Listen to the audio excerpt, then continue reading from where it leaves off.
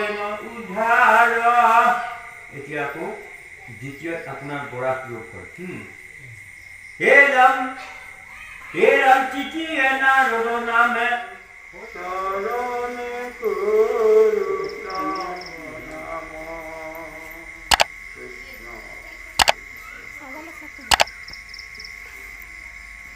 শ্ৰীমন্ত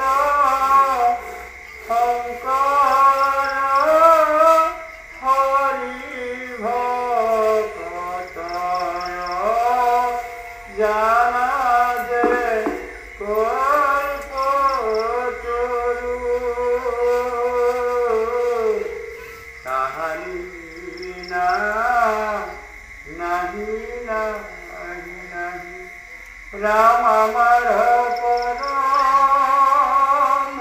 गुरु राम अमर परम गुरु राम अमर परम गुरु कृष्ण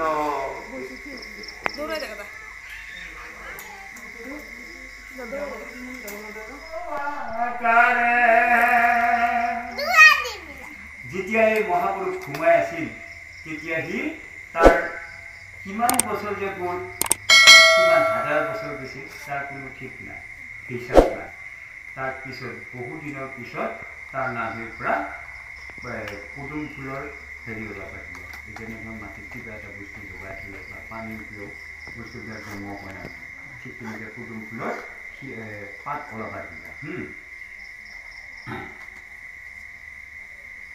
এৰাম উটিও ৰূপ দেহে পদ্মেৰ ভিতৰে হে পিতামহ ব্ৰহ্ম আগে জন্ম লাভ কৰে আৰু এই নাভিৰ পৰা যেতিয়া পদুম ফুল ওলোৱাৰ পিছত তাৰ পৰা মানে ধুনীয়াকৈ সেই পদুম ফুলত যেতিয়া ফুল ফুলি বা পাতত ধুনীয়াকৈ তাত ফাৰ্ষ্ট জন্ম হ'ল আপোনাৰ ব্ৰহ্মা জন্ম এৰাম তথাপি যে পুৰুষেৰে নাহি কবিতাৰ সত্য গুণ মহয় তিনি সত্যৰ আধাৰ কিন্তু জন্ম হৈছিল তথাপিও মানে হেৰি হোৱা নাই আৰু পূৰণ হোৱা নাই আৰু মনটো এৰাম ক্ৰমে বিশ্বপুত চেঁচা মনতে উদিত একে একে অংগ তাৰ হয় প্ৰকাশিত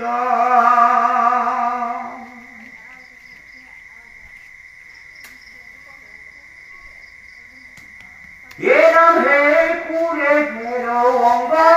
হলে নবম স্থান প্রবঞ্চ জগত এহে হল নির্মাণ এরা পরম পুরুষে শঙ্কর নাহি তার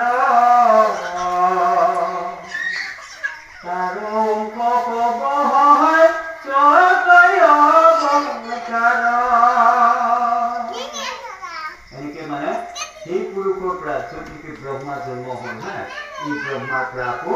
মানে অৱতাৰ এটা এটা কি জন্ম হৈছে মানে কোৱা নাই ইয়াত জন্ম অৱতাৰ হ'বৰ হৈছে আৰু আৰম্ভ হ'বৰ হৈছে ফাৰ্ষ্ট হ'ল এই ব্ৰহ্মা জন্ম হ'ল এই ৰাম ৰজতম এই দুই গুণেৰে ৰুচিত এই বিশুদ্ধ পথতেহে ৰূপ বিৰাজিত সহস্ৰ কৰ চৰণ নয়নী হে সহস্ৰ মুকুট হীৰ সহস্ৰে শুভন হে ৰাম অতি কল্প জ্যোতি ময়হে আকাৰ যোগী শুদ্ধ হেৰে ৰূপ ধ্যানে ৰমাঝাৰ অপূৰ্ব সেই ৰূপ ছটা পঢ়ে যোগী গণ এই ভাষা এটা আৰু কথা নাযায় বৰ্ণন তাৰমানে এতিয়া কি ভাষাই যেতিয়া ক'ব বৰ্ণনা কৰাৰ তাৰমানে কোনো হেৰি নাই আৰু সুবিধা নাই এনেকুৱা তাৰমানে এতিয়া আৰম্ভ হৈ আছে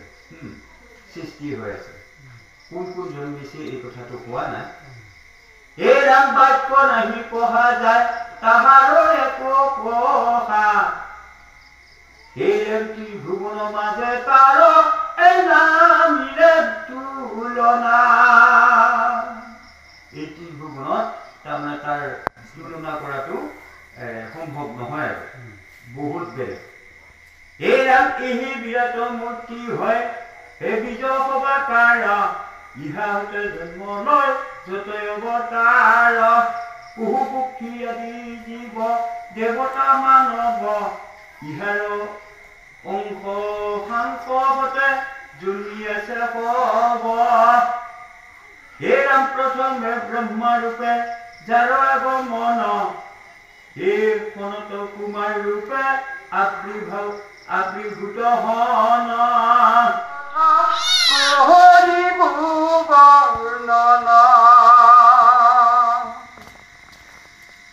ভগৱান স্বয়ং বিষ্ণুৰ যিখিনি অৱতাৰ হৈছিল সেই অৱতাৰবিলাক এৰম ঈশা কৰি ভগৱান সূৰ্যিতে ধৰণী কৰে ন পুৰুষ ৰূপ ধাৰণ আপুনি ভগৱানৰ এটা ইচ্ছা গুণ এই ধৰণীখন সৰ্জন কৰিবৰ কাৰণে যিখন নেকি আমি য'ত এতিয়া বৰ্তমান থিয় হৈ আছে বসুমতী তাতে আন এটা ধৰণী তেওঁ এটা মহাপুৰুষ এটা হ'ল আৰু ধাৰণ কৰি মনুষ্য ৰূপে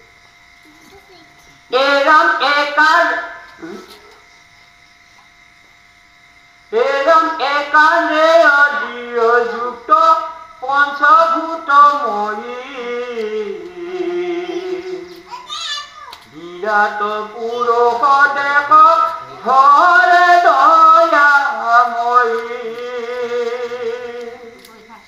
এতিয়া তেওঁ বিৰাট আকাৰৰ তাৰমানে এটা পুৰুষৰ ৰূপ দিলা হা এলা বেচা নহয় দেখাত ভয় লগা এৰম আদি কল্পে তাৰ নাক্ষ সমুদ্ৰ ভিতৰ যুগনিকা বহাইছিল পুৰুষ প্ৰচুৰ